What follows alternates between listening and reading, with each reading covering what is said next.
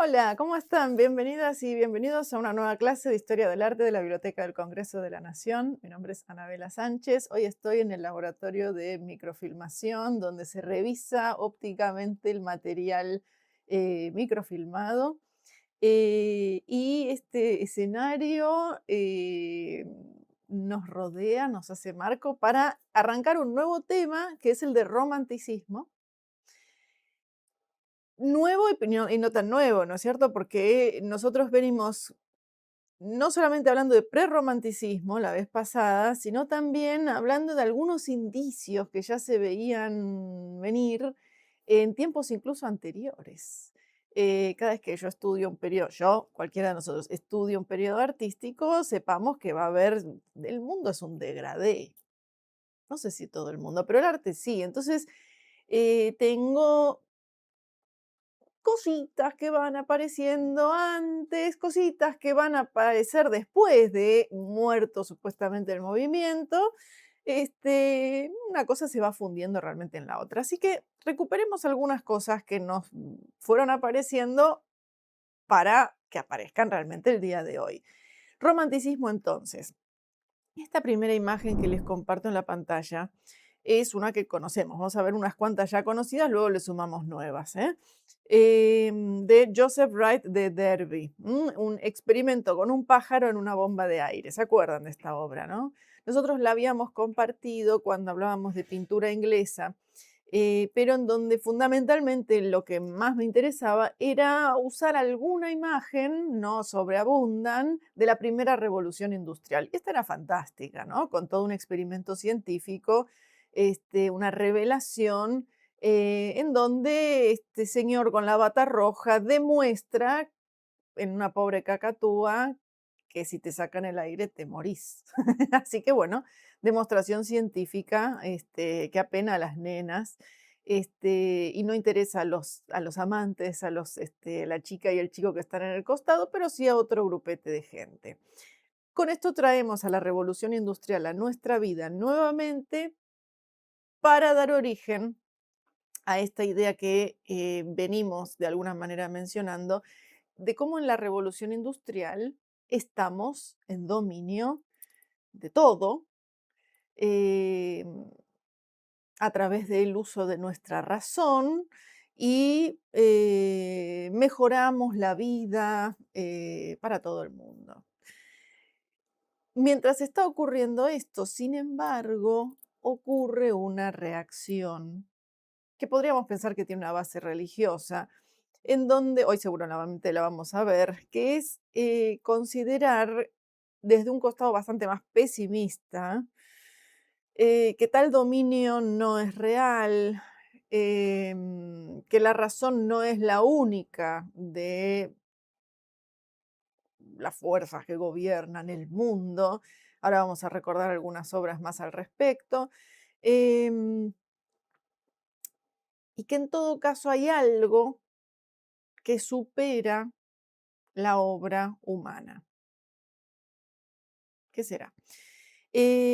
Por ahora planto esta. Arrancamos hablando de revolución industrial y ahora nos vamos entonces a esa manera de pensar antagónica a la misma.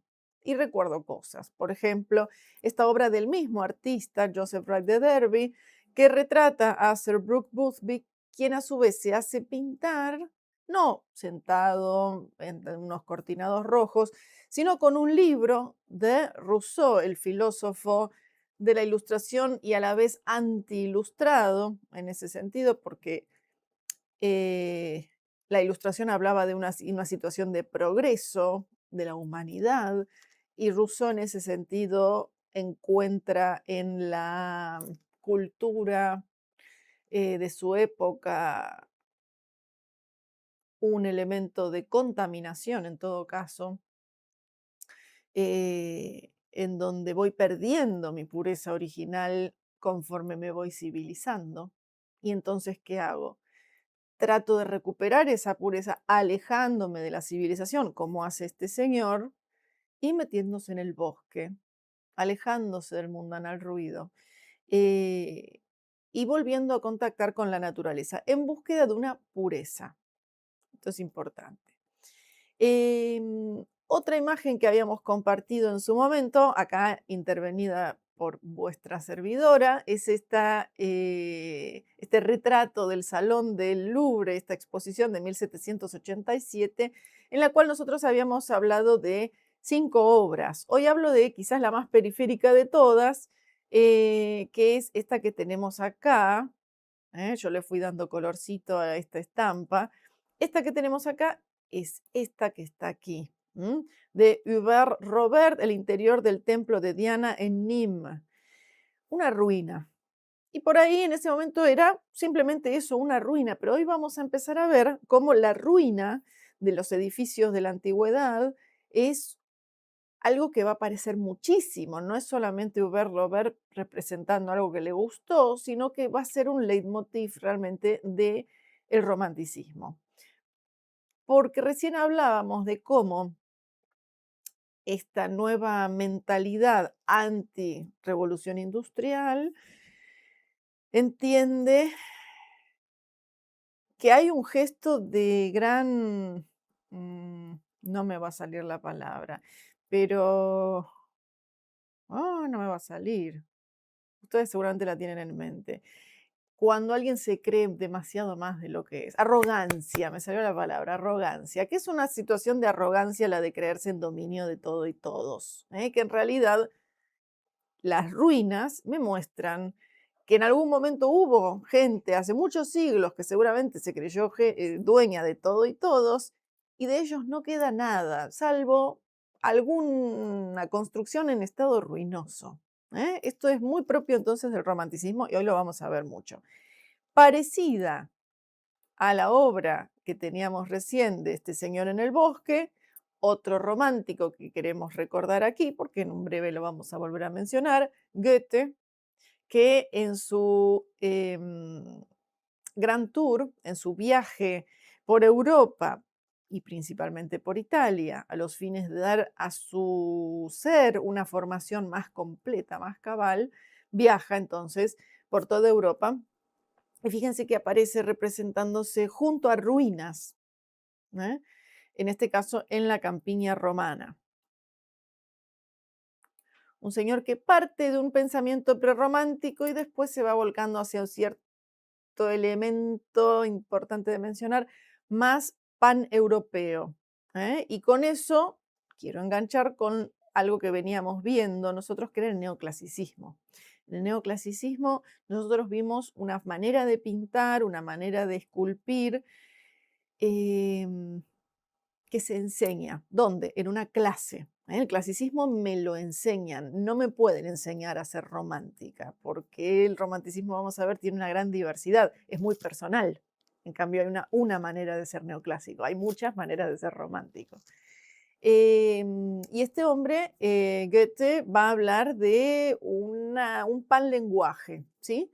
Em, por eso también me parecía interesante cómo este señor alemán aparece en Italia, entre ruinas, como una situación que aparece a lo largo de distintos países. Si bien hay un teórico de la historia del arte, Warringer, que después voy a dejar su apellido en la descripción del video, que nos sitúa, se elabora una interesante hipótesis de cómo hay una tendencia hacia vertientes más clásicas en el arte en la parte sur europea y en cambio más hacia un romanticismo mayor en la parte del norte, porque hay un clima más difícil, las situaciones literalmente climáticas son más injustificables, extrañas, y entonces pareciera que hay una logicidad menor y un dominio, una intervención de Dios mayor dentro de la naturaleza, ¿no? Entonces hay una tendencia romántica más en el norte.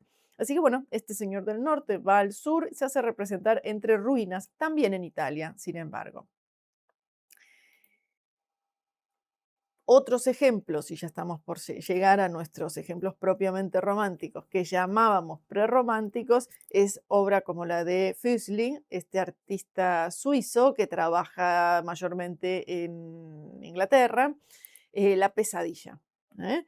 Donde alguien de un artista neoclásico probablemente me hubiera hablado de ensoñaciones, un prerromántico me habla de pesadillas, de una situación, entonces, que ya se aparta de la belleza que busca el neoclasicismo, ¿eh? Pesadilla me siento mal. También habíamos visto en su momento, al hablar de prerromanticismo, a Blake. Mi obra favorita de Blake es esta representación que él hace de Newton, en donde, interesantemente, no está basándose en el retrato físico de Newton, que no se parecía a este titán desnudo, sino mm, en una especie de imagen más simbólica de Newton, trazando formas geométricas con su compás y con toda su forma titánica, ciñendo su cuerpo a la geometría y dando la espalda a ese cuerpo rocoso, rico en texturas y colores, ignorando entonces toda esa riqueza, dejándola atrás para abocarse a las frías formas geométricas a las cuales su propio cuerpo se somete. Interesante planteo. Realmente Blake aborrece a Newton, a Reynolds, que dice que es un desprendimiento de esa manera de pensar lógica. Todo esto son entonces elementos que se oponen a esa logicidad que llevó a la revolución industrial. Cuando también nosotros en nuestra clase pasada hablábamos de prerromanticismo, mencionamos a Goya. Y en Goya traigo dos cositas, donde Goya, digamos que este Goya es el Goya mm, que participa en la historia del arte, quiero decir, ¿no? Si yo tengo que escribir la historia del arte, yo, Anabela, y por ahí me equivoco, estoy muy dispuesta a considerarme equivocada, pero yo no sé si pongo al Goya que se desprende del rococó, que se desprende de un cierto elemento con aficiones neoclásicas, sino que el Goya que participa en la escritura de la historia del arte es el Goya prerromántico, es este que está acá. Y el Goya que también trabaja en su propia casa pintando a Saturno devorando a uno de sus hijos, ¿no? Este es el Goya fundamental. Ahora que hay que decir que este Goya está pintando en su propia casa. Yo en mi casa hago lo que quiero, ¿sí? Y en este caso está realizando un encargo privado para los duques de Osuna, ¿no?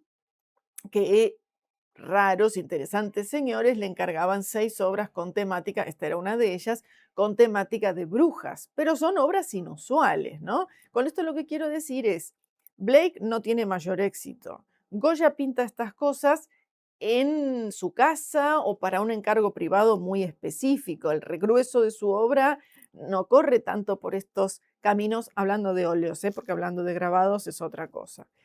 Fuseli tiene su éxito, era un loco lindo con su éxito, ¿no? Pero los otros dos no. Y lo que quiero decirles es eh, que podríamos hablar entonces de un prerromanticismo previo a una figura histórica, que es la figura de Napoleón, Napoleón Bonaparte. Em, Porque hasta entonces, Napoleón utiliza la estética del neoclasicismo para decir quién es él, cuán en dominio está de la situación a través de los distintos retratos, obras que él encarga. Su manera la manera de pintar de, por ejemplo, Jacques-Louis David es, le dejo la carita fuera a propósito, es prácticamente fotográfica. Vamos, se me fue la cara, vamos para acá. Es prácticamente una fotografía. Em, en la cara yo le veo un je ne sais quoi, que quizás basándose en el hecho de que David tuvo poco tiempo para mirar a Napoleón y copiarlo. No digo que no sea una imagen fiel, es una imagen que seguramente es súper, súper fiel y lo recontra representa, pero hay un algo que para mí escapa a la manera de pintar cuasi fotográfica. No sé qué es, quizás en algún momento de mi vida encuentre decirles qué es, pero mm, voy a sacarle la cara de la imagen, me quedo acá y veo realmente casi una foto realmente aquí. Bien, mientras teníamos al neoclasicismo, les decía, subterráneamente teníamos ese prerromanticismo. A partir de Napoleón, empecemos a hablar ya así de romanticismo, ¿eh? Nos ponemos ahora arrancamos a hablar de romanticismo en 2 segundos. Em, y con esto lo que quiero decir es una conciencia de artistas que no quieren ir por el camino neoclásico cultivado por el imperio francés, ¿eh? Eh, y esa conciencia es lo que personalmente diría separa el prerromanticismo del romanticismo. Bien. Eh, Hice una línea de tiempo de artistas cercanos al romanticismo o que por ahí andan. Hay alguno colado, pero es de la misma época, por eso lo menciono, ¿sí? Entonces, a Fisley, a Goya y a Blake ya los vimos, ¿eh? Pueden ustedes observar que prácticamente una generación posterior ya empezamos a ver nuevos nombres: Friedrich, Turner, Constable. Ingres no es un neoclásico, perdón, no es un romántico. Ingres empieza con una... Ingres es muy personal, todos son muy personales en realidad. Nosotros estamos necesitados de meterlos en cajitas y decir Ingres es neoclásico, Ingres es romántico, pero cada uno está haciendo una mezcla de lo que puede, una mezcla de lo que quiere. En la vida nos hacemos eso, ¿no? Entonces Ingres lo pongo acá porque se va a relacionar con, hoy casi no sé si hoy aparece alguna obra de Ingres, la próxima sí. A Ingres lo vimos más relacionado con David, pero era más romántico que David y sin dudas es más clásico que un Delacroix. Así que les menciono quiénes son nuestros 5 románticos.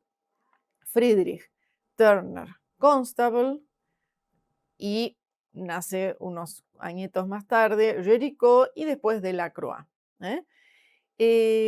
Hoy le vamos a dar cauce a los 5, pero tomemos esta clase como una clase doble, que concluye la vez que viene inclusive, ¿eh? Porque vamos a hacer la gran danza de las cintas de mayo, en donde hacemos todo un recorrido y durante un momento va a fluir Friedrich, y en otro momento va a fluir Jericó, y así vamos a entonces ir complejizando nuestra historia.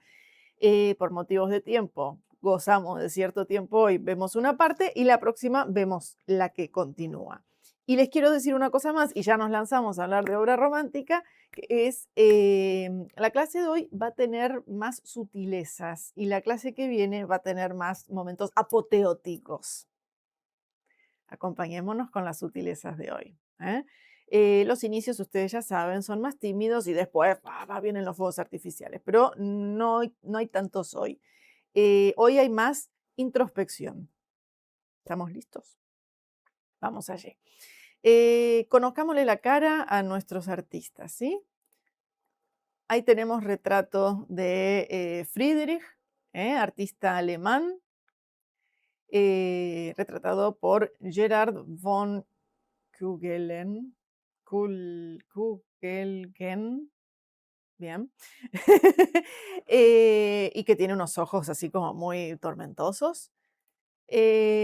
Mucho más apacible el retrato de John Constable, inglés él, por Ramsay Richard Reginald. Eh, y autorretrato de Joseph Mallord William Turner, eh, muy pictórico, ¿no es cierto? Mucho menos fotográfico. Me alejo. Miren, compárenlo con el de recién, con el retrato de Constable. Esto es mucho más neoclásico. Miren el año, 1799. Mismo año este que el autorretrato de Turner. Sin embargo, veo una diferencia en los estilos de los dos, ¿sí? Igual quiero decirles, no por estar pintado en estilo neoclásico, Constable es neoclásico, ¿eh? Constable ya lo vamos a entender como un romántico, porque en breve nos metemos. Vamos a arrancar entonces en nuestra danza de mayo con el poste, con las cintas, hablando un poquito de William Turner, un artista precoz, muy precoz, que viene de un origen relativamente humilde, esto es importante, eh, que va a ser considerado un niño prodigio. Su padre primero exhibe sus dibujos en una especie de vidriera de un local que tiene. Y si yo no estoy mal, el padre era un fabricante de pelucas y barbero. En su vidriera pone dibujos de su hijo, bien por él. Tanta buena fortuna tiene y tanto talento que va a ser aceptado como estudiante en la Royal Academy a los 14 años. Y va a adquirir gran fama y éxito durante una juventud bastante temprana. Cuando más adelante en su carrera, y eso lo vamos a estar viendo la vez que viene, empiece a desarrollar una forma de trabajo mucho más singular, mucho más propia, su buena fortuna, su buena suerte va a empezar a decaer, pero eso lo reservamos para entonces. Ahí sí que va a jugar la cuestión de su origen humilde, porque cuando la gente empiece a no entenderlo y se haga enemigos, sin comerla ni beberla, lo que le van a decir es: "Ah, pero saliste de cualquier lado, ¿qué se va a esperar de vos?". Ya lo vamos a ver esto. ¿Quién decía esto? ¿Y a dónde es capaz de llegar Turner?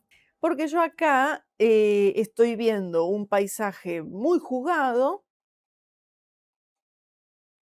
pero no adivino de ninguna manera a dónde va a llegar Turner en su madurez. Acá tiene 20 años, no sé, poco. Es muy joven. Lo que va a hacer cuando tenga 40, 50, agarrémonos, lo vamos a ver la semana que viene.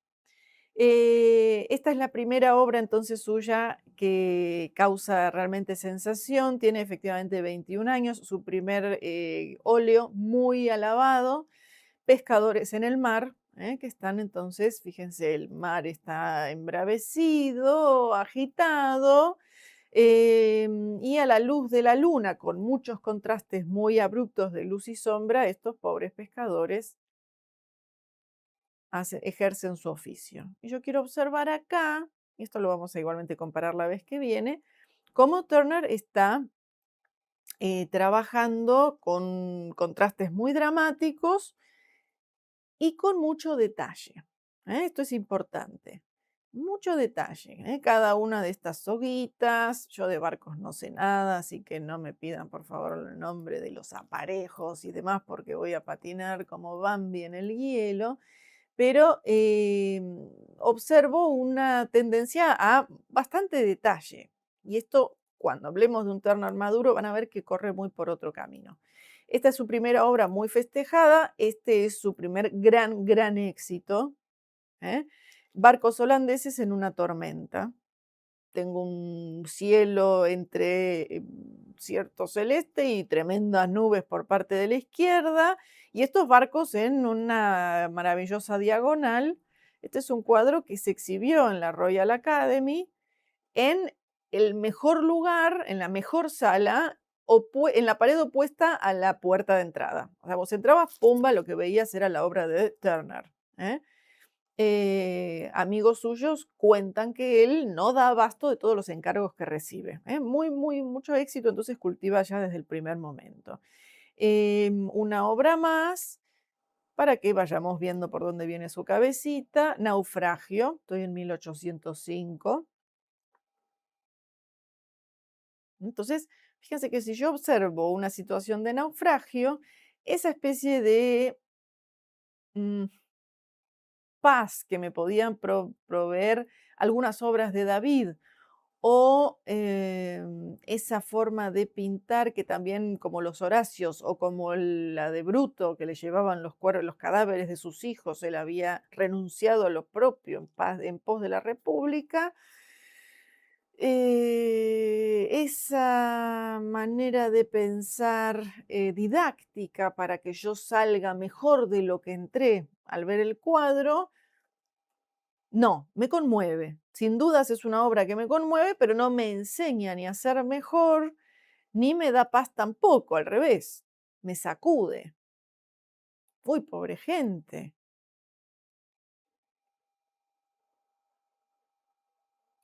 Sufro. Entonces, si yo sufro, no estoy viendo un cuadro bello. Esto es importante, ¿no? Y acá ya empiezo a transitar aguas interesantes, porque no estoy ante episodios bellos. Y si no estoy ante belleza, no estoy ante neoclasicismo, que mientras tanto sigue atravesando su propio camino el neoclasicismo, ¿no? Estoy haciendo algo novedoso, que después se va a llamar romanticismo. Y acá pongo pausa a Turner y me voy con Friedrich para que ustedes noten la semejanza, ¿eh? Esta es de 1798, la de recién era 1805, 7 años de distancia, un poco más. ¿Siete? No, 7. Y Friedrich está pintando naufragio en el mar de hielo, otro naufragio. En este caso el barco está completamente encallado.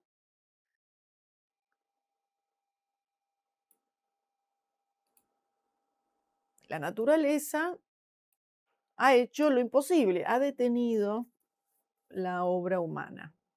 Este barco maravilloso, pumba de diagonal en el hielo y trata de sacarlo. Están ahí la gente mirando y diciendo, bueno, ¿y ahora cómo hacemos? Y otra vez veo mucho detalle. Friedrich es un artista alemán, también de origen humilde,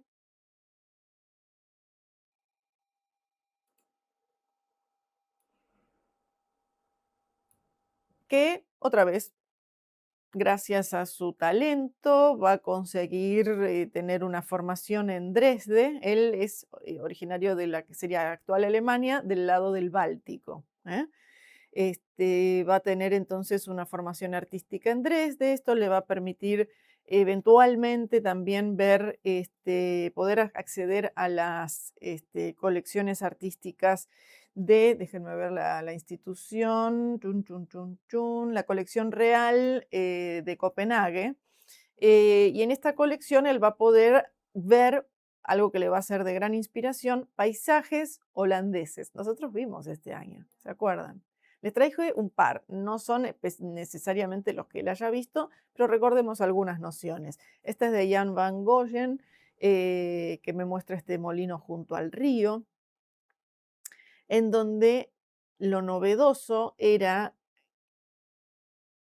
que en el siglo XVII, hasta el siglo XVII, que en cuanto empieza a ponerse esto en conflicto, el paisaje era algo que estaba atrás mío, yo soy la protagonista de lo que ocurre. Y en el siglo XVII lo que veo es esta inversión en donde el protagonista es el paisaje y las acciones humanas son absolutamente secundarias.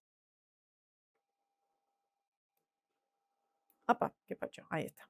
Molino junto al río de este artista, con un enorme porcentaje del cuadro dedicado al cielo. Lo mismo acá en esta otra obra, con este castillo junto al río, en donde nosotros decíamos en ese momento, yo puedo pensar que estoy ante un mero hecho objetivo. Pero cuando veo, en particular en este artista, la representación de ríos junto a grandes obras de la humanidad, varias representaciones, podría llegar a interpretar que ahí hay algún tipo de contenido más moral. Lo vimos también al hablar de naturaleza muerta, ¿se acuerdan? Creo que fue en nuestra clase número 6. Porque en ese caso, algo que parece ser permanente junto al río, en el cual nunca me baño 2 veces, nunca uno se baña 2 veces en el mismo río, podría en cambio considerarlo como tal vez pasajero. Este castillo que veo acá podría ser una ruina en el mañana. ¿M?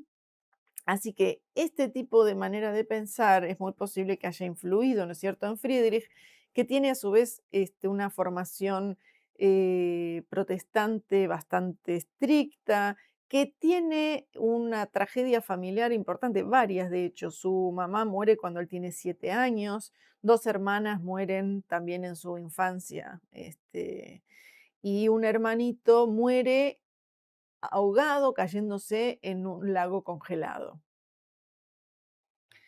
¿Qué va a hacer Friedrich con todo esto? No hacer esto, para empezar. Esta obra no es de Friedrich, esta es obra de David, este es el retrato de Napoleón, pero lo traigo a Napoleón acá para recordarnos un detalle interesante, que es la expansión de su imperio, ¿sí? Napoleón se va expandiendo, entre otros lugares, va a llegar hasta donde está el propio Friedrich, como digamos realmente en el imperio napoleónico, creo que vimos mapa la clase pasada, llega a ser realmente enorme. Em, y va a ir creciendo en Friedrich un sentimiento que vamos a asociar con el romanticismo en general, distinto del de Goethe que habíamos dicho antes, que es el de rechazo hacia Francia, hacia el imperio napoleónico y hacia el neoclasicismo. Vamos a tratar de buscar algo que sea propio. No quiero seguir por el camino que me imponen. Friedrich además pierde amigos en las guerras contra Napoleón. Entonces, fíjense qué interesante esta imagen. 1807, dolmen en la nieve. Pareciera ser unas rocas, no, no son cualquier roca, son rocas de época neolítica, como por ejemplo las formaciones neolíticas más famosas, supongo que son Stonehenge, de la misma índole, ¿no? Entre tres grandes árboles intervenidos parcialmente por la mano humana, en el centro me encuentro con una formación megalítica, en donde tengo unas rocas dispuestas tal vez en forma vertical, parcialmente cubierto todo esto por la nieve, y una en forma horizontal, como los dólmenes de Stonehenge, digo, ¿no? O sea, una formación rocosa de muchos miles de años de antigüedad, em, permanece. Una especie de testigo del paso del tiempo. Estos árboles también son testigos del paso del tiempo. Su gran altura me hablan de que tienen mucho tiempo allí, ¿no? Em,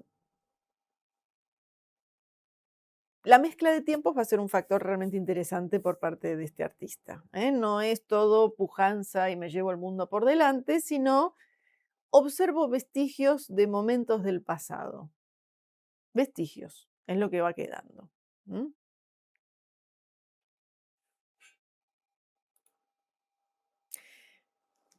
Traigo esta imagen nomás para recordarnos que en esta misma, asociándolo con lo que decíamos recién, de este rescate de lo nacional, este va a ser el momento, el del romanticismo, el de la valorización, por fin la revalorización, vamos a decir, de la obra de Rembrandt, en particular la Ronda Nocturna, que nosotros analizamos hace unas cuantas clases. En su momento Rembrandt pintaba esta obra, está la controversia de si acá comienza su mala fortuna económica, gracias al cambio artístico y económico que sufre Holanda en ese momento, pero bueno, el barroco en general fue un periodo artístico en donde se desarrollaron grandiosos artistas y en el siglo posterior empieza una mala lectura de ese periodo, ¿no? Cambiemos la manera de pintar porque ya no nos sirve más. Bueno, es durante el romanticismo, a principios del siglo XIX, en esta búsqueda de qué es lo propio y lo nacional, que no queremos saber nada con Napoleón y lo francés que nos viene y el neoclasicismo que nos viene a imponer. Uno de esos elementos va a ser Rembrandt, va a ser esta obra, qué dolores de cabeza le habrá causado, sus sufrimientos, el artista sufrido que padece por su arte, va a empezar a crear este mito del el genio artístico. Así que un paréntesis y sigo con Friedrich. Esta es la primera obra suya de gran importancia que causa sensación, no necesariamente positiva.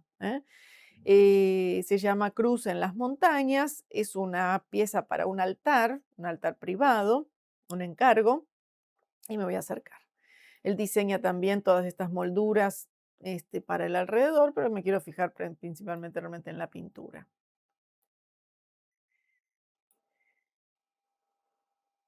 Entre las rocas, entre estos pinos, no sé si abetos, me encuentro con una cruz, con una pequeña imagen de Cristo crucificado y unos rayos de luz que vienen desde atrás. Em, Fue una obra, ya les digo, controversial. ¿Por qué? Porque es una pieza religiosa, pero a la vez es un paisaje. Y nosotros venimos compartiendo esta noción, que interesante que hoy empiece a ponerse en conflicto, de que el paisaje era de uno de los géneros menores, no era algo especialmente requerido por las clases elevadas, las que podían costearse obras importantes de gran porte, quiero decir, porque no pasaba nada en ellos. Y a la vez, las obras religiosas eran obras muy importantes, que requerían por lo general grandes formatos, oro en su marco. Entonces, fíjense que él está trayendo una temática menor a un lugar mayor. ¿Cómo es posible? Esto no puede pasar. Esto es, ¿qué, no entendés, Friedrich, cómo son en realidad las cosas? Bueno, Friedrich está entendiendo que la labor del artista es seguramente empujar esas fronteras del arte a otro lugar, patearlas a otro lugar, más allá, expandir las fronteras del arte, ¿no? Este, mm, ¿Qué puede ser un retablo? Hasta ahora, no esto. Ahora empieza entonces una manera diferente de pensar el arte, ¿eh? Condensando en la naturaleza lo divino. ¿M?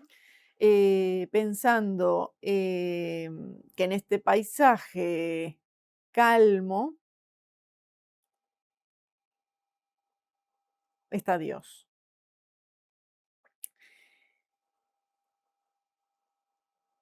Me parece interesante acá fijarnos en esos rayos de luz que se ven y no se ven así con nuestros ojos físicos y asociarlo con una frase de suya muy interesante que dice: cierra tus ojos físicos para poder ver con los ojos espirituales. Luego, haz visible lo invisible para poder hacer reaccionar a los otros desde afuera hacia adentro. ¿Eh? Vos tenés que hacer visible lo que vos estás pudiendo ver con tus propios ojos, tu visión interior, para así manifestarlo y que otro pueda a su vez traer desde esta imagen exterior a su imagen interior, ¿no? A su visión interior, este,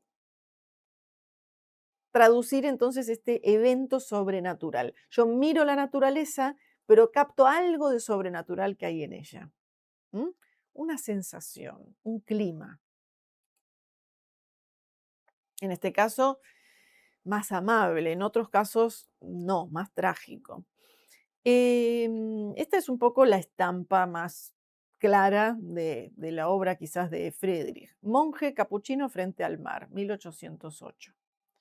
Para mí es como un comodín en realidad, no digo que es la más clara, pero para mí es como un comodín, porque nos planta ante, fíjense lo diminuto del personaje,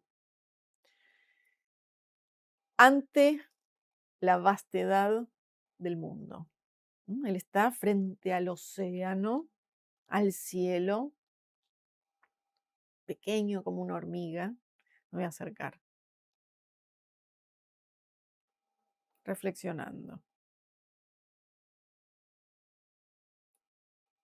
¿Sobre qué? Tal vez sobre lo que estamos viendo, sobre su propia pequeñez ante la enormidad del mundo, del tiempo, del espacio, su insignificancia. Y otra vez, si estoy ante una obra que me hace pensar que soy insignificante, no estoy ante una obra bella. La belleza, esto es algo que lo vamos a estar viendo igualmente también la vez que viene. La obra bella es una obra que me alegra, me contenta, me satisface, mejor dicho, se completa en sí misma y me inunda de una sensación positiva. Positiva de alto grado. porque ahora vamos a hablar en breve de una sensación positiva no tan elevada como la de la belleza, ¿sí?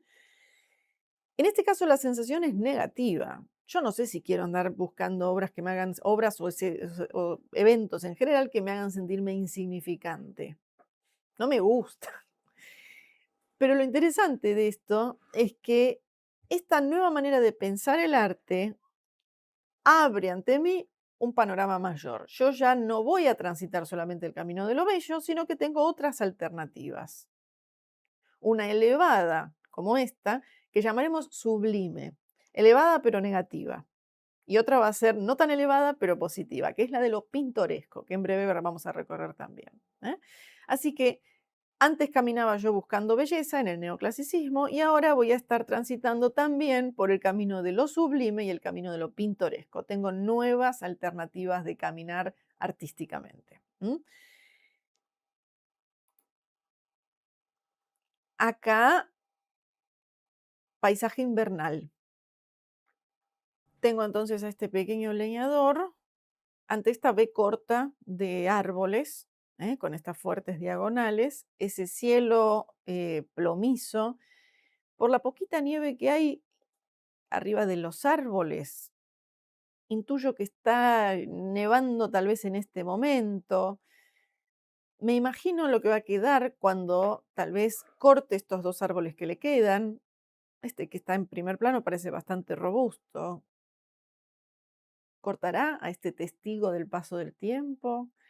¿Qué quedará cuando él se haya ido? ¿No? Quedan estos árboles entonces mochos, un poco a la manera de lápidas en la nieve, cosa que enseguida vamos a ver en otras obras de este mismo artista, ¿no? Entonces yo experimento una situación narrativa y conflictiva. Yo puedo ir contra la naturaleza, pero quizás la naturaleza tenga la última palabra en algún momento. Mientras tanto, vuelvo a traer a Turner para que ustedes vean que Turner se transformó, ¿eh?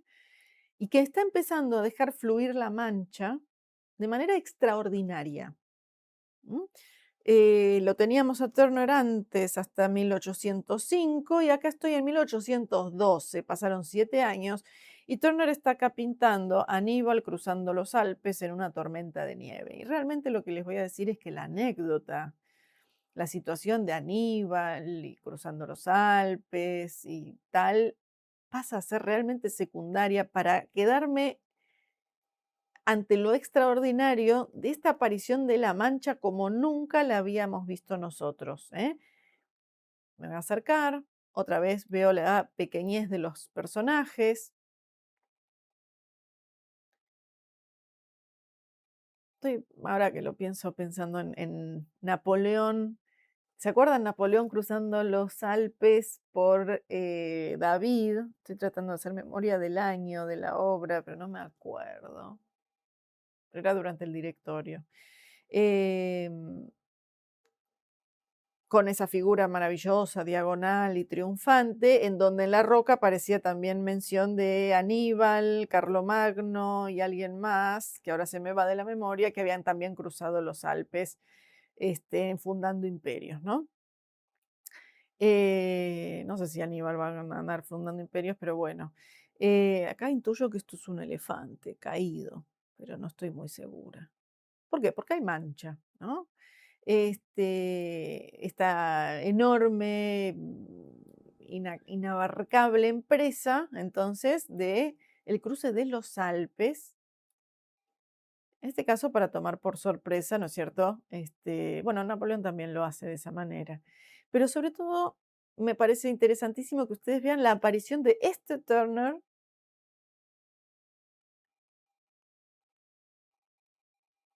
con este Aníbal, con su ejército, viéndose sorprendidos ante la irrupción extraordinaria de la naturaleza. Y sigo con Friedrich. Friedrich, acá no estamos viendo a Friedrich, estamos viendo una obra que nosotros analizamos el año pasado, la serie de las 4 estaciones de Giuseppe Arcimboldo. Friedrich va a darle mucho camino a la cuestión del invierno, por eso traigo la obra.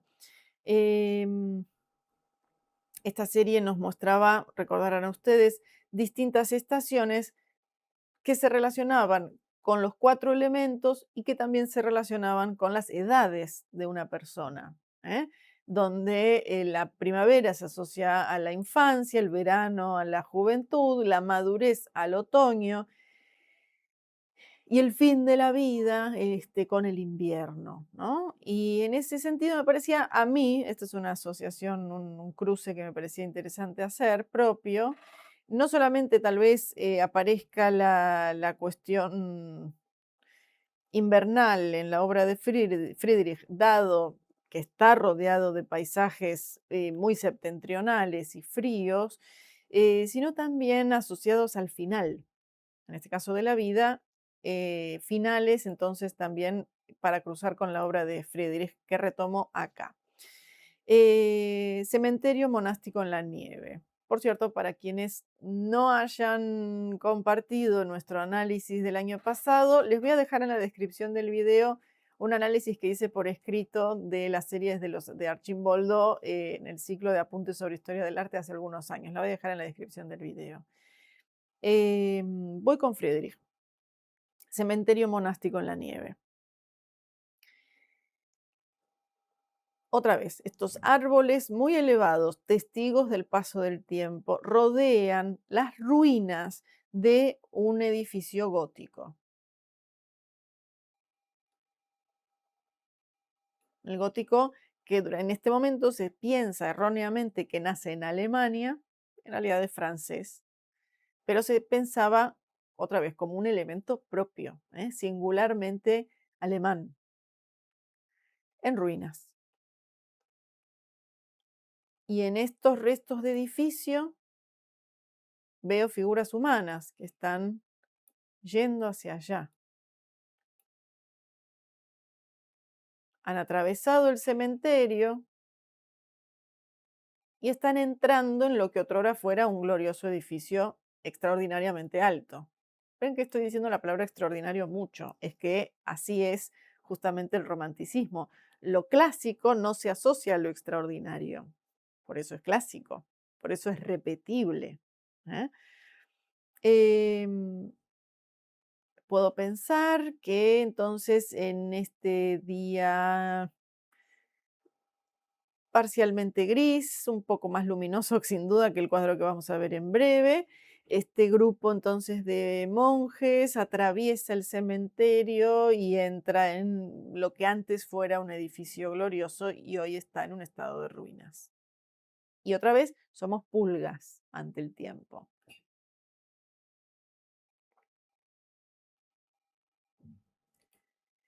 Llevemos esto más allá, dirá Friedrich, y nos pinta Abadía en el Robledal, con más contraste lumínico, mucho más de hecho, con esta diferencia entre ese cielo con algún rastro de luz todavía y esta tierra en sombras. Y me meto en la tierra como para ver mejor los contrastes y otra vez veo las tumbas dejadas atrás y podría pensar, ¿no? En dejar atrás lo mundano y entrar en este espacio más espiritual que otra vez, sin embargo, se encuentra en ruinas. En todo esto es romántico, tétrico en muchos aspectos, sin duda conmovedor, hacia ahí va.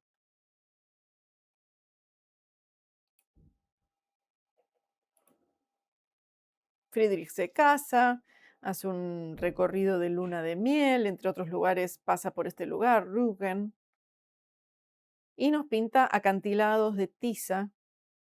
La tiza es un mineral eh, del Cretácico. Fíjense las formaciones muy agudas. Tengo este marco que contiene el cuadro. En ese sentido veo una cierta sensación de, bueno, contención, literalmente. No como con el monje capuchino, en donde no había contención, había solamente enormidad, no había límites. Acá sí hay límites, funcionan a la manera como de paréntesis, ¿no? Hay una gran extensión hacia adelante con esos barcos que los noto son miniaturas realmente ahí en el mar, y me acerco un poco y voy a notar que va a aparecer figura humana en una dimensión interesante, pero miren qué notable, Friedrich no la hace mirando hacia acá. Si la hiciera mirando hacia acá, reclamaría mucho protagonismo, le quitaría protagonismo al paisaje.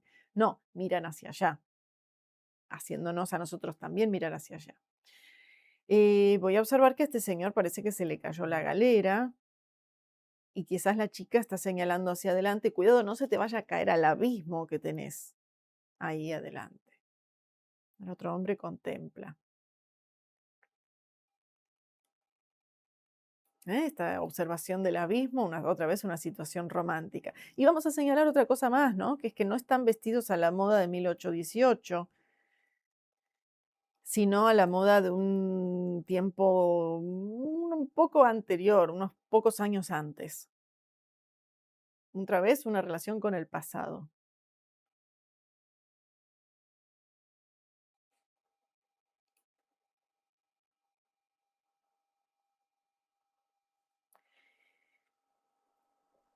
Y es en 1818 también cuando Friedrich pinta quizás la obra más famosa suya, El caminante ante el mar de nubes o el mar de niebla. Me lo imagino como ese señor que veíamos al principio de Joseph Wright de Derby, que se aleja del mundanal ruido, que camina por los bosques, pero que en lugar de tirarse a leer y posar para el artista, en este caso camina, escala y llega hasta esta visión maravillosa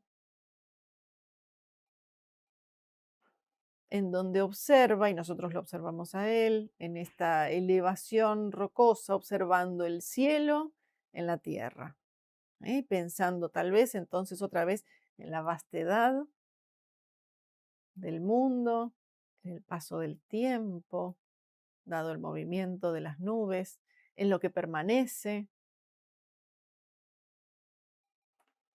en lo que muta,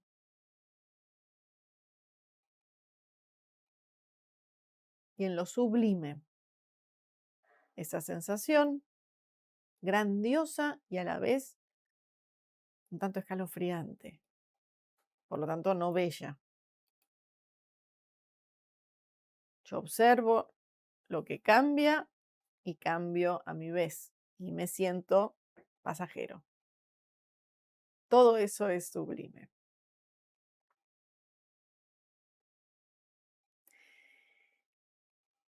Dentro del territorio romántico, recién mencionábamos, sin embargo, otra posibilidad de recorrido, no tan elevada como la de lo sublime o lo de lo bello, pero sí positiva como lo bello, que es la que llamamos lo pintoresco. Y ahí damos lugar a que en nuestra danza de mayo, con los palos, con las cintas, aparezca la cinta con el nombre de John Constable, un artista inglés como Turner, también precoz, con una formación, perdón, con una fortuna económica mayor que la de Turner, no tantísimo éxito en Inglaterra como sí lo va a tener en Francia Constable. Y ahí viene entonces Constable, el gran artista de lo pintoresco. Y acá, antes de seguir con Constable, les quiero decir que en estas fechas está saliendo un nuevo recorte variopinto del programa de BCN Radio, que en este caso se va a tratar de un tema que no pudimos hacer entrar dentro de nuestro curso, así que entra por ahí, que es una vertiente del pintoresquismo en el siglo XVIII en lo que es la pintura veneciana. La pintura veneciana con grandes cruces con Inglaterra. Inglaterra es muy fan de Venecia en ese momento y durante mucho más tiempo lo será. En particular a través de la obra de Canaletto, lo vamos a estar explorando en un recorte variopinto que anda por estas fechas. Así que estén atentos, si no lo encuentran fácil, buscan en el buscador de YouTube recortes variopintos y ahí les va a estar apareciendo. Tiene que ver con esto, así que por eso lo quiero relacionar. Bien, vamos entonces un poquín con Constable, así que me voy a agarrar por acá. Este, alguna ayuda a memoria que tengo. También estudia en la Royal Academy, se cruza con Turner, que es un poquito su competencia, pero ambos van a caminar por lugares diferentes. Este por el camino de lo pintoresco y Turner más por el camino de lo sublime. Pero el Turner sublime lo quiero ver la clase que viene. ¿Qué es lo pintoresco? Literalmente es aquello que merece ser pintado, sin por eso que estemos hablando de belleza. Entonces, fíjense qué interesante, porque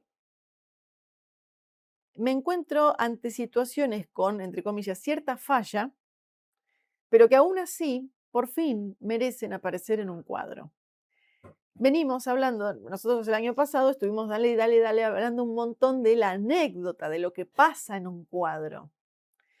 Que si es el invierno y el verano, y si miran al fuego o al otoño, y qué edad humana representan. Pero cuando estamos en este momento ya, y hoy les decía, esta clase va a tener mucha sutileza, no es una clase que nos habla de elementos espectaculares, como los fuegos artificiales que sí vamos a tener nuestra clase que viene. Em, Afinemos el ojo entonces para obras como esta, que me pintan por primera vez cosas no extraordinarias, interesantes, inclusive agradables. Agradable es sinónimo de pintoresco. Fíjese que agradable no se compara con algo bello. Algo bello es perfecto, es el muy bien 10. ¿El agradable qué será? ¿Un 7? Bueno, por fin le daremos lugar a temáticas 7 para, digamos, a la hora de pintar. No necesito ya representar cosas espectaculares. En algún momento les cuento, lo espectacular va a necesitar entrar de nuevo y ahí voy a tener romántico y espectacular y lo vamos a ver la clase que viene. Pero por ahora me estoy dando un lugar nuevo, a la pintura de algo fuera de centro, por ejemplo, como veo acá, en este caso es el retrato de una casa, realmente. Constable empieza sus paisajes, que es lo que más le interesa, siguiendo a Gainsborough, por ejemplo, teniendo que pintar retratos, porque de algo hay que comer, pero queriendo pintar paisajes. Y Constable tiene un par de frases que son brillantes. Y miren esta belleza. Vamos a tenerla en mente. No hay 2 días que sean iguales. Tampoco, ni siquiera 2 horas. Tampoco 2 hojas del mismo árbol fueron iguales desde la creación del mundo.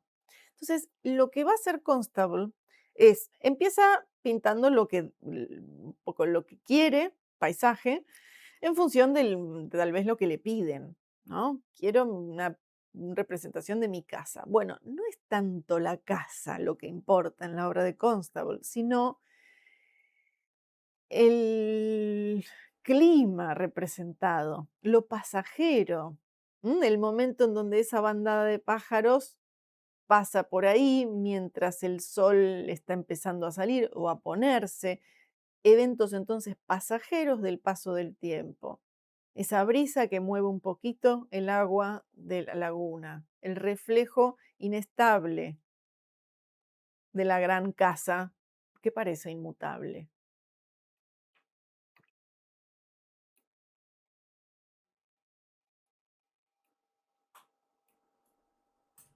Hasta Holanda no merecía realmente ser pintado algún elemento de paisaje. Y después de Holanda, de la Holanda del barroco, no se volvió a hacer obras como estas porque queríamos elementos nuevamente grandiosos.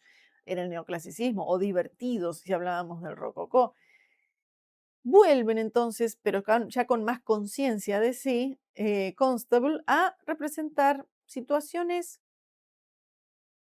secundarias, pasajeras, pintorescas, que hasta entonces no habían vuelto a merecer ser pintadas. Fíjense cómo el elemento de esa gran mansión, que es un poco el gran protagonista, se supone, va desapareciendo en la distancia. Wivenhoe Park, el nombre de esa gran casa, retrocede en la distancia y gana espacio Otra vez el cielo, las nubes, lo pasajero, lo interesante, que es otro de estas categorías, nuevas categorías, lo agradable. No, no estoy ante la gran casa centrada frontalmente ante el cielo azul. Estoy ante estas nubes pasajeras, esa vaquita en ese lugar.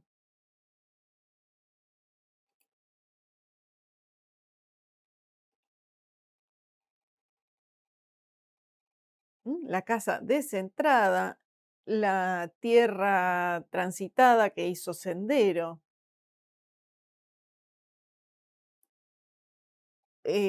otra vez el desplazamiento del centro, del protagonismo de la casa. Y ahí voy con otra frase suya. La forma es indiferente. No importa qué pinte. Miren qué importante esto que estamos compartiendo, ¿eh?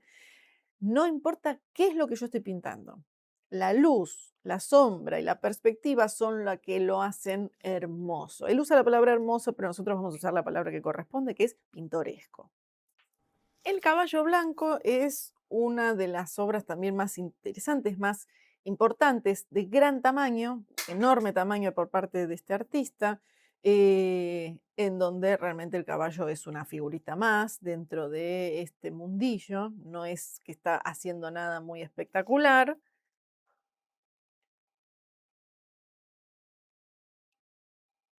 Fíjense, por ejemplo, qué interesante, ¿no? Este cobertizo que se viene abajo, algo que se venga abajo de esta manera tan poco decorosa, hubiera sido pintado por un neoclásico, de ninguna manera. Un artista del neoclasicismo me pinta cosas pomposas, espectaculares.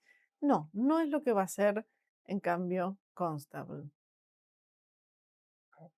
Son paisajes emotivos, este es el mundo donde él se mueve, son elementos que él elige.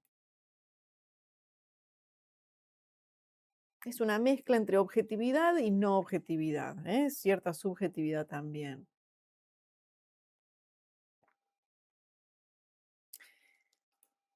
Constable va a observar y representar las nubes. Y no lo dije antes, pero es muy importante hacerlo. Es uno de los primeros artistas en salir a trabajar al óleo afuera de su estudio. Con esto no quiero pensar todavía que el total de la obra sea pintada de principio a fin afuera. Él va a representar muchos estudios, pero lo interesante es que va a ser estudios al óleo, ¿eh?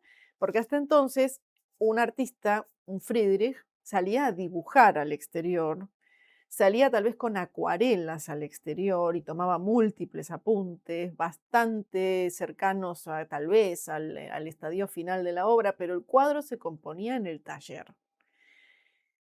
Constable, eh, en su formación como alumno, es impulsado por parte de sus maestros a salir a pintar afuera. Y saben que no pude conseguir ninguna imagen que le hiciera justicia. Hace poco, ¿cuándo fue? Creo que fue en este verano, en enero, fui a Londres y había una exhibición sobre Constable y mostraban, y no la traje la foto, después me voy a fijar si saqué foto y se las traigo la próxima vez, comparaban la obra que viene a continuación, que es su obra más famosa, no esta, la que viene, acá otra vez está experimentando, observando el cielo. Fíjense que entre Turner y Constable, y ambos, uno caminando lo pintoresco y el otro pensando en lo sublime, estoy poniendo un pie más cerca de la no figuración de lo que lo he puesto hasta ahora, ¿eh? Pero no son no figurativos. Esta es la obra más famosa de Constable, La carreta de heno. Y este enero en la National Gallery se exhibió La carreta de heno junto con un estudio hecho muy avanzado en el mismo tamaño por parte del artista. Que haya un estudio del mismo tamaño me habla de otros estudios en otros tamaños menores y probablemente también acuarelas y trabajos preliminares, muchos trabajos previos hasta la conformación del cuadro final. Entonces lo señalo para que más adelante también no sea significativo cuando un Van Gogh salga con sus óleos a pintar un cuadro de principio a fin en el mismo día. ¿Eh? Es un planteo diferente, pero para llegar hasta ahí yo tengo que pasar por acá. Tengo que pasar por un constable que sale con óleos, pinta en exterior, de manera bastante más eh, suelta que lo que termina siendo esta obra, que tiene más estructura, más formalidad, y que termina siendo su obra más conocida, su obra más famosa. Este cuadro, entonces, La carreta de heno, me voy a acercar para que la vean. Por ahora me quedo en silencio, ustedes observen sus detalles, es de gran formato.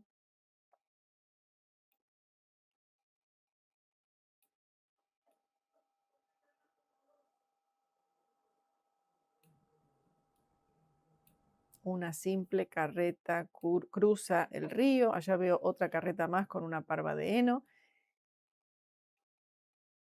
y la vamos a usar como nexo entre Inglaterra y Francia, porque esta obra fue vista en Inglaterra en 1821 cuando se expuso, tuvo un éxito razonable, pero al que le rompió la cabeza fue un francés.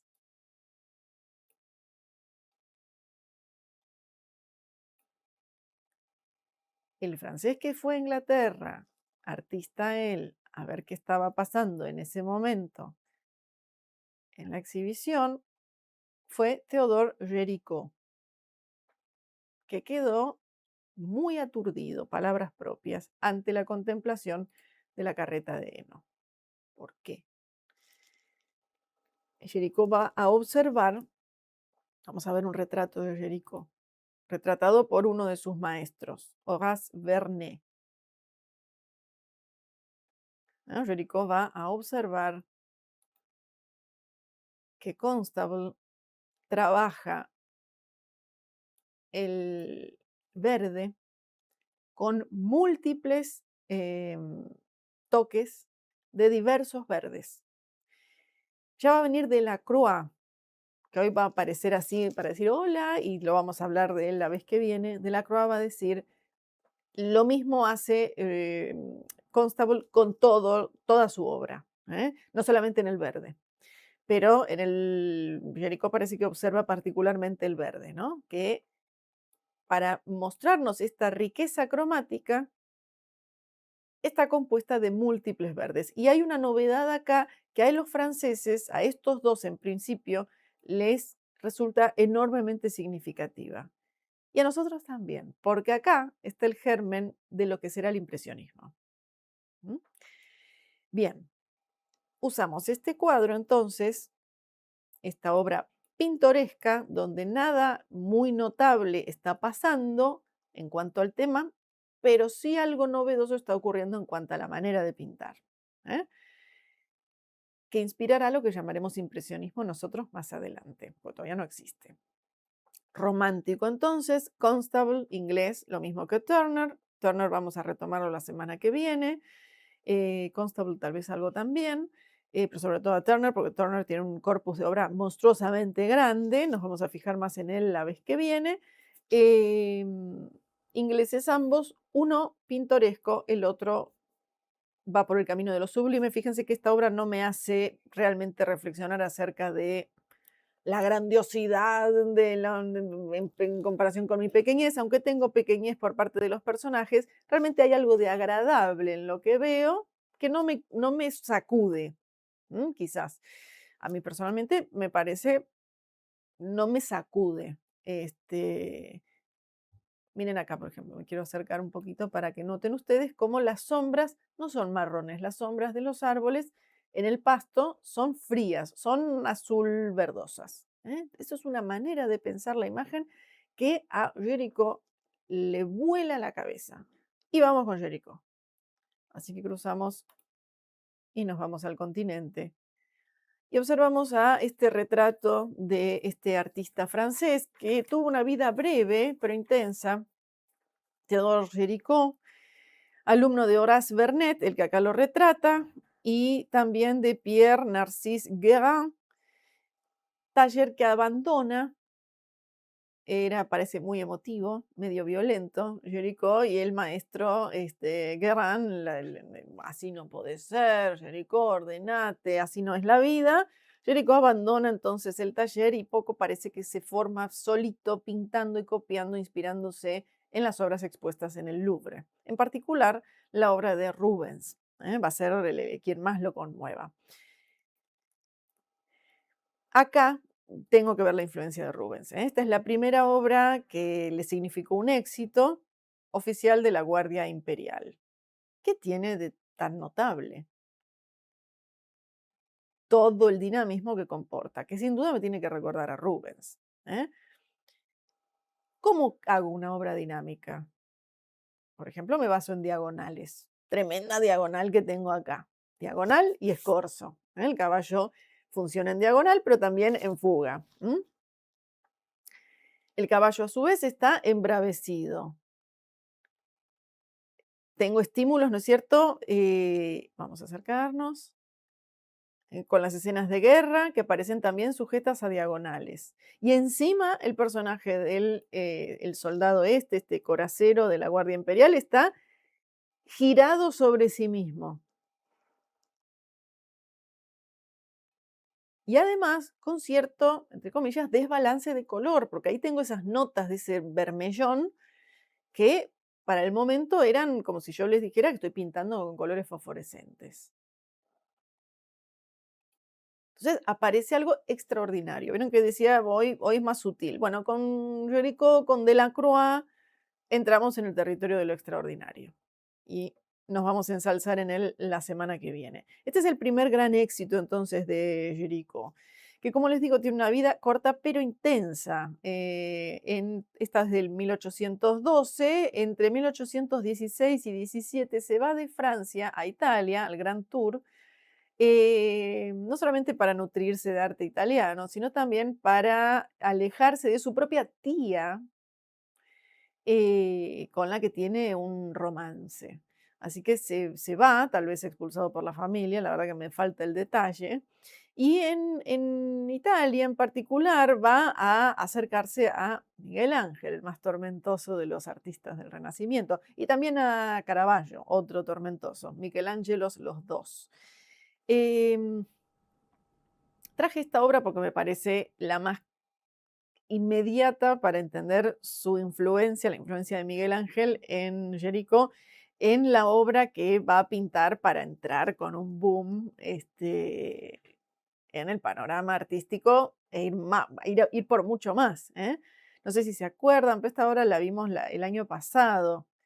Habíamos comentado cómo Miguel Ángel y Leonardo da Vinci trabajaron juntos, no juntos, vamos a decirlo otra cosa, trabajaron en el mismo lugar, no juntos, en el mismo lugar, en el Palazzo Vecchio, a principios del siglo XVI, uno trabajando en una pintura mural sobre la batalla de Anghiari, Leonardo, y Miguel Ángel en otra pared, en la batalla de Caggina.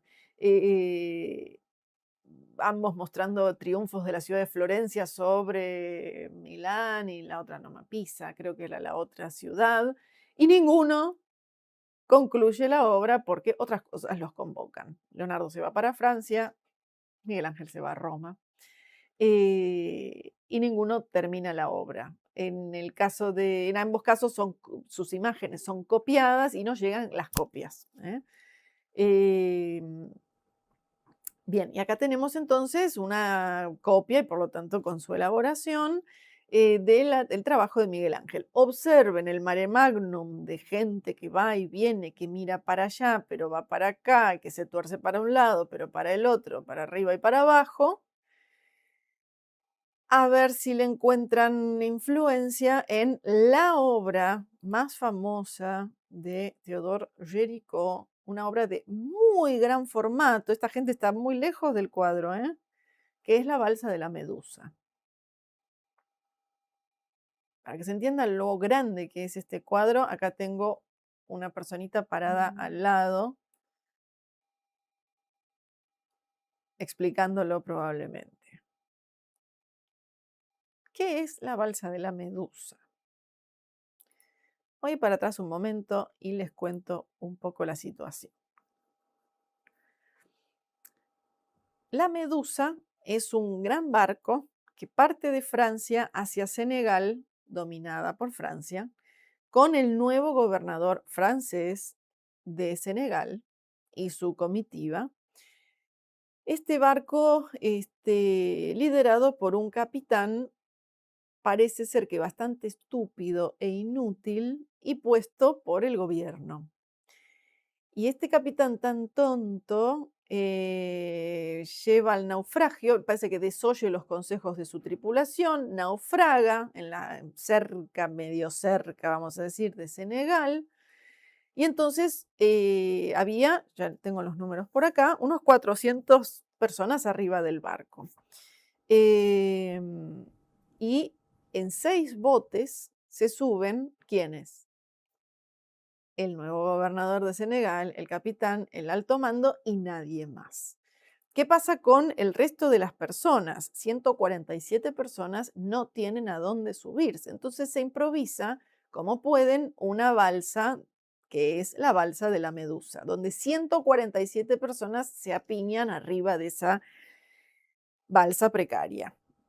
Vamos a atar la balsa a los 6 botes y a ir remolcándola. De acuerdo, dicen. Pero 2 horas más tarde, y por motivos que no entiendo cómo no han sido dilucidados, y después le digo por qué no entiendo cómo, los botes cortan las cuerdas y dejan a la deriva la balsa de la Medusa, con una caja de galletas, agua que se les cae y vino. Durante 13 días a la deriva y de 147 personas sobreviven 15. De esas 15 personas, 5 en cuanto sean rescatados, porque por suerte fueron rescatados, 5 murieron de indigestión, porque cuando pudieron comer, comieron de más y se murieron de la indigestión que tuvieron. Y fue un escándalo la situación, porque, bueno, cayó de Maduro, que había sido escogido porque sería miembro de algún grupo medio que aristocrático, elegido a dedo, pero que no tenía ninguna dote para ser el capitán de ese barco importante, en donde murió tantísima gente. Jericó va a decir, es mi momento, quiero traer un tema espectacular, grandioso, pero contemporáneo. Fíjense cómo poco a poco lo contemporáneo va a ir apareciendo. Em, Vamos para allá. Para lo cual, él va a hacer muchísimo trabajo preparatorio. Recién lo habíamos mencionado, como en el caso de Constable, que también hace mucho trabajo preparatorio, ¿no? Bueno, en este caso, por ejemplo, acá tengo un dibujo preliminar. Él va a hacer, miren, una construcción de una balsa para entender cómo se mueve por el mar. Va a visitar, por supuesto, la costa. Va a entrevistar a 2 de los sobrevivientes que estaban haciendo escándalo importante, diciendo, esto no puede ser. Miren lo que nos hicieron pasar por tener un capitán en el cual confiamos y que resulta ser un bobo inútil.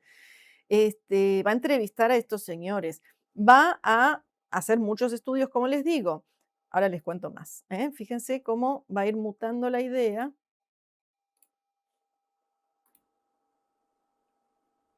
Miren, ahí tengo una idea que se parece mucho más al cuadro terminado, pero es mucho más rico cromáticamente. Él le va a quitar color. Allá atrás está el barco Argos que finalmente rescata a estos 15 sobrevivientes. Ahora, vamos con otro estudio. Ese barco en este otro estudio está mucho más lejos, ¿los verán?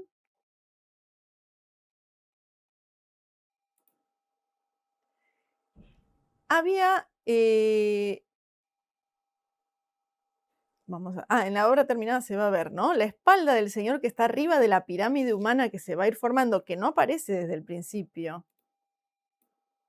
Fíjense que acá no hay pirámide realmente, hay un grupo. Además, gran lucha no solamente por los recursos, sino por quedarse en el centro de la balsa, porque estabas en los bordes y te caías con mucha facilidad. Él va a ir componiendo esta pirámide humana. Este señor era un negro. Entonces él va a hacer estudios para entender la fisonomía, entender los colores, como por ejemplo observamos acá.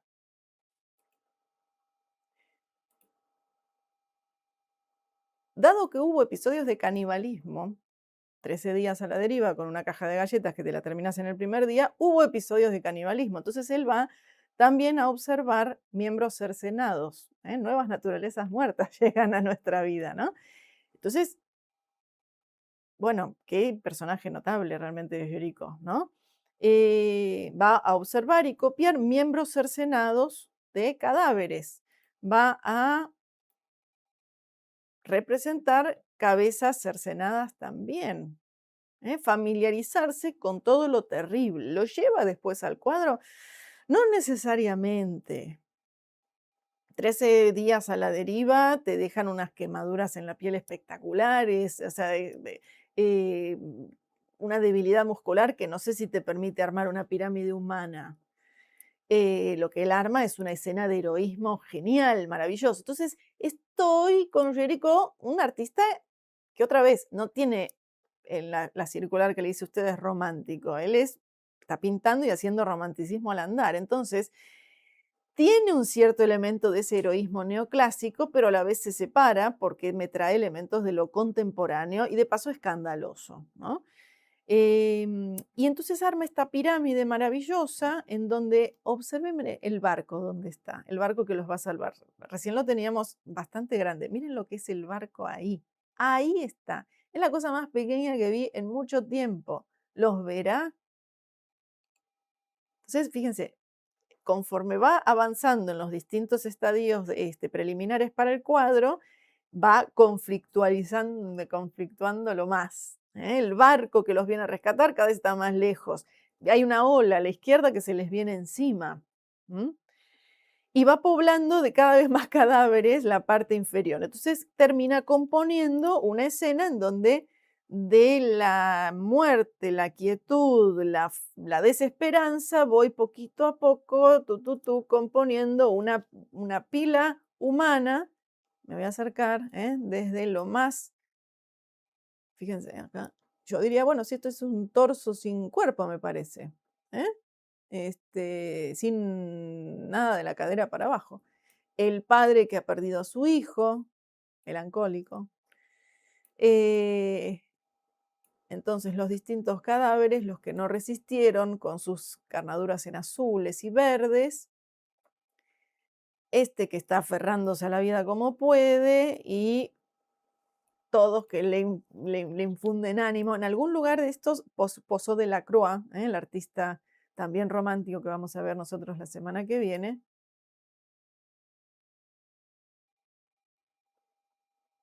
para pedir ayuda.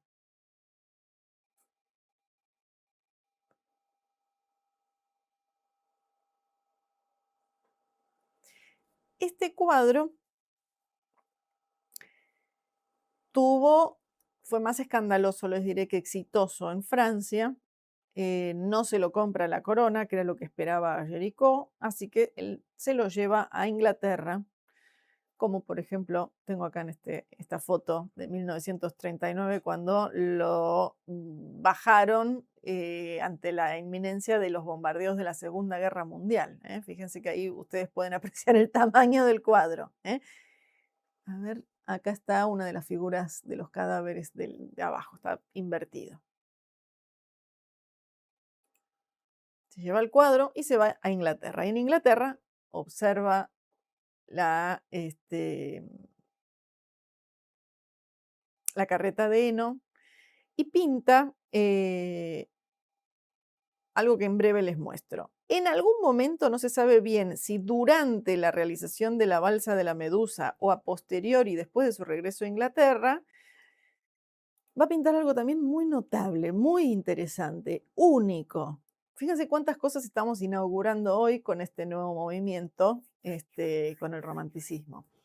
Un médico amigo suyo le encarga que retrate a sus pacientes que tenían diversos padecimientos mentales. Estamos en los albores de la psiquiatría.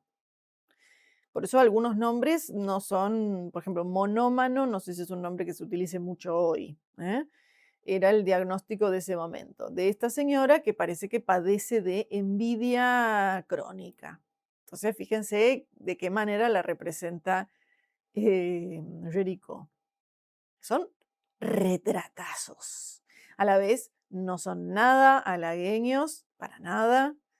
Nada que ver con lo que mientras tanto anda haciendo un Ingres, cosa que vamos a estar viendo igualmente la semana que viene. Él pinta 10 imágenes, de las cuales llegan hasta hoy menos que 10, creo que 5 o 6, de los pacientes de este hospital psiquiátrico. Un cleptómano.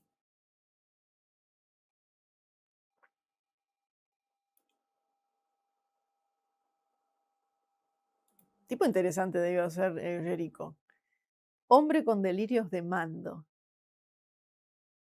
Ah, la calidad de la imagen no es muy buena.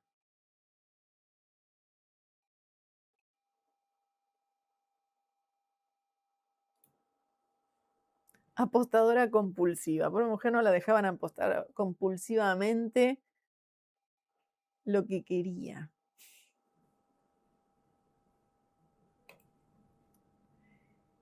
Y parece ahora en pandemia, durante la pandemia se reencontró, se redescubrió uno de estos faltantes retratos de Jericho, un melancólico.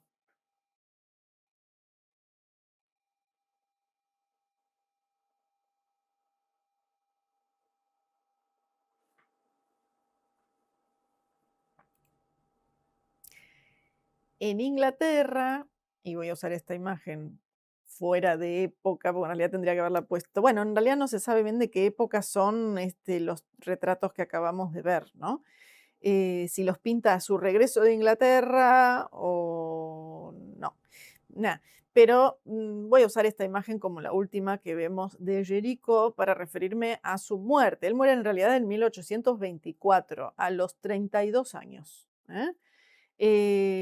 Dada dado su amor por los extremos, entre otras cosas, era muy fan de los caballos, de las carreras, de el riesgo y, bueno, esta maravillosa imagen la tenemos con él pintando esta carrera de caballos en Inglaterra, pero la uso también como estampa para contarles que tiene un accidente con un caballo,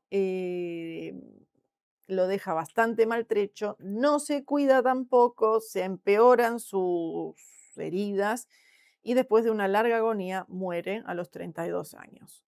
Em, Quien eh, queda, sí, positivamente influenciado por su balsa de la medusa y ha posado también para ella, es Delacroix, que acá lo tenemos entrando en nuestras vidas en este autorretrato como Hamlet, el príncipe melancólico, por cierto. Deslicemos también que Delacroix está representándose como está, primero, era un anglófilo, admiraba muchos elementos de Inglaterra, va a disfrutar y a verse muy afectado también por la contemplación del carro de heno de Constable, y se está haciendo retratar como este príncipe trágico de Shakespeare. Y con Shakespeare quiero decir que es un momento este en el cual renace el interés por este escritor típicamente inglés. Quiero realzar la cuestión de lo típicamente nacional, de un lugar representativo de determinado lugar, no de Europa en general. Así que se autorretrata como Hamlet y quiero que observen qué manera tan pictórica de representarse. Hace un rato teníamos a Napoleón que parecía que era una fotografía. Acá, en cambio, tengo algo que de ninguna manera me induce a pensar que estoy viendo una fotografía de Delacroix. Evidentemente es un cuadro, y esto es una manera de pensar la imagen. Sobre esto vamos a volver nosotros la vez que viene. ¿eh? La primera obra famosa de Delacroix es un año posterior, es La barca de Dante, en donde no voy a dejar de notar la influencia de Miguel Ángel. Miren si acá yo no tengo figuras del juicio final o de la propia batalla de Callina, los condenados que se aferran a la barca de Caronte. Dante y Virgilio atraviesan, espantados, más Dante que Virgilio, las aguas del Leteo, sería.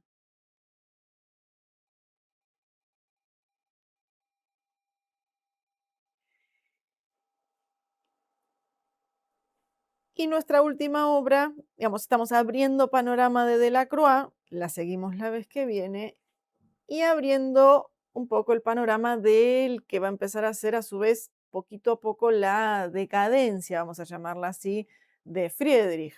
Friedrich tiene clientela rusa bastante, que requiere bastante sus obras, tiene cierto éxito, no es que alcance una soltura económica espectacular, pero se sostiene. Y más o menos alrededor de esta época, 1823, 1825, algo así, poquito a poco, en Alemania va a ir quedando fuera de moda, y terminará sus días en la pobreza.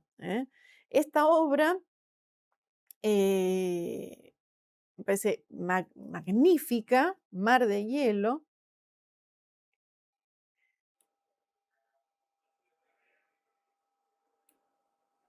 Podría no darme cuenta que me muestra ya un naufragio recontra consumado. Ahí están los restos del barco, casi ni los veo.